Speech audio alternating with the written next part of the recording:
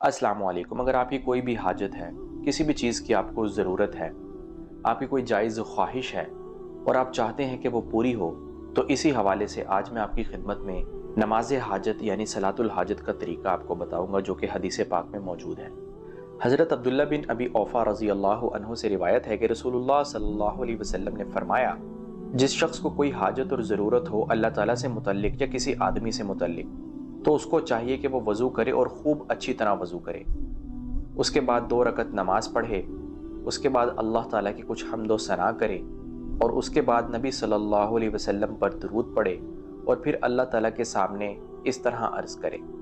ला इलाहा इल्लल्लाहुल हलीमुल करीम, सुब्हानल्लाहि रब्बिल अर्शिल अज़ीम,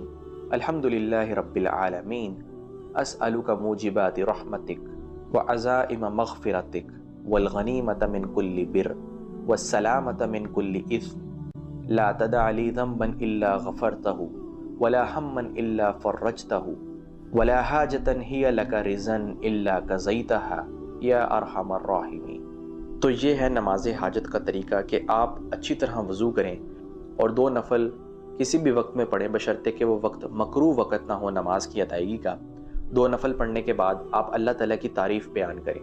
अल्लाह ताला की तारीफ़ आप अपनी ज़ुबान में भी बयान कर सकते हैं, आपकी जो भी ज़ुबान हो।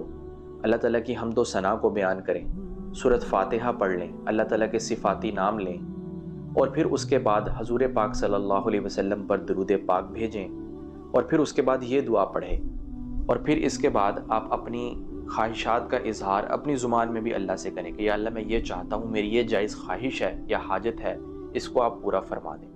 तो इंशाअल्लाह अगर अल्लाह ने चाहा तो वो आपकी हाजत ज़रूर पूरी होगी।